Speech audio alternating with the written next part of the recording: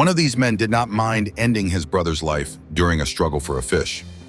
One of these men wept that he had conquered all the known world, and there was nothing more left for him to conquer. One of these men would seize Rome in his hands. One of these men would stir all of Europe against himself, and in the end, he just may have won. Can you guess who they are? One thing united these four great conquerors in history: the quest for power. Here is the life of the four great, perhaps greatest, conquerors reduced to minutes. As I uncover their history, don't forget to like and subscribe. Alexander the Great, the man who wept when he had conquered all.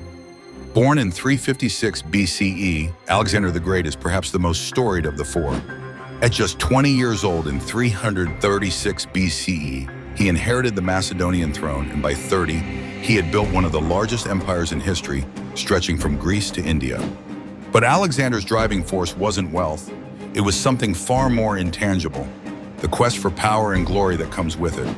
Alexander's hero figure is the mythical Achilles, and like Achilles, he claimed divine descent from the king of the Olympian gods, Zeus. Alexander believed he was destined for greatness. His relentless pursuit of conquest knew no bounds, even as his soldiers begged to return home. He famously declared, "There is nothing impossible to him who will try." But what was perhaps most unsettling about Alexander wasn't just his victories, it was his belief in his own immortality.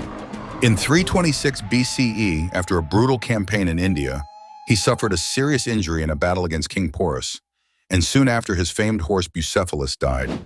Yet even in his moment of vulnerability, Alexander's strange journey took another twist. Following a night of heavy drinking in 323 BCE, he fell ill and died at just 32. His death was sudden, but what followed was even more mysterious. For 6 days, his body showed no signs of decomposition.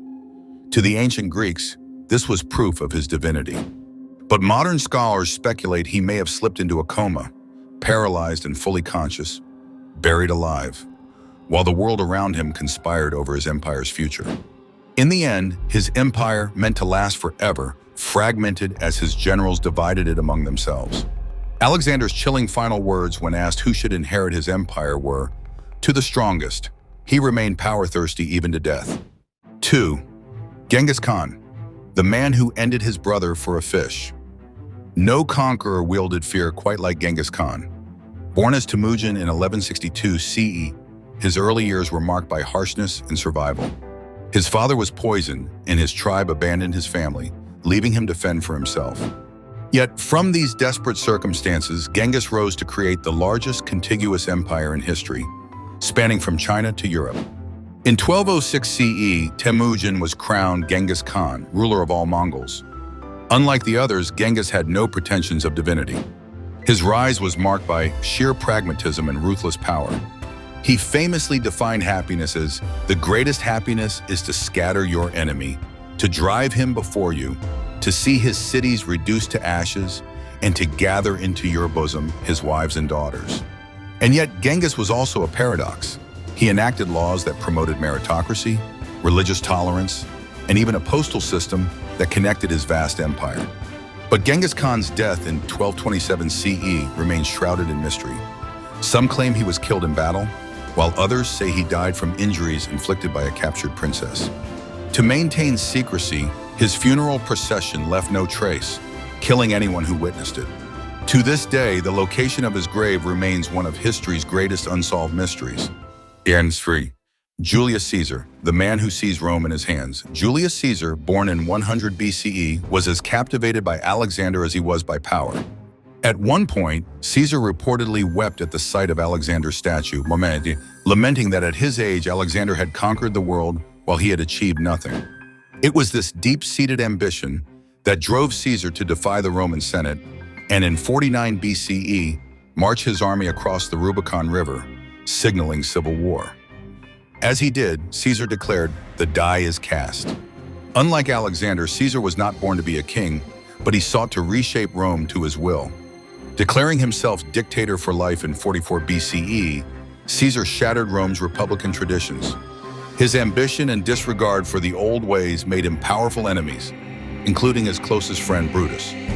Caesar once said, "If you must break the law, do it to seize power. In all other cases, observe it." On the Ides of March in 44 BCE, Caesar was brutally assassinated, stabbed 23 times by a group of senators who feared his unchecked power.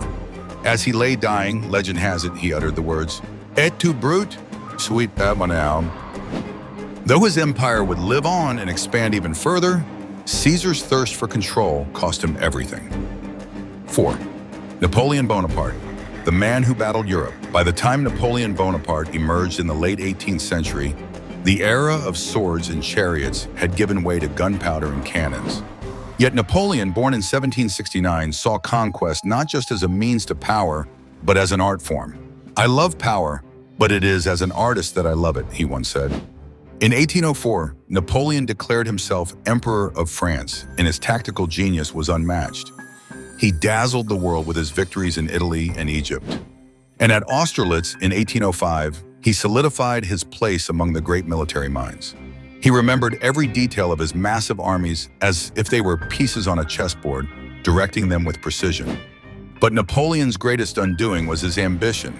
In 1812, he made the catastrophic decision to invade Russia. The Russian winter and scorched earth tactics decimated his once formidable Grand Army. The final blow came in 1815 at the Battle of Waterloo, where Napoleon was defeated for the last time.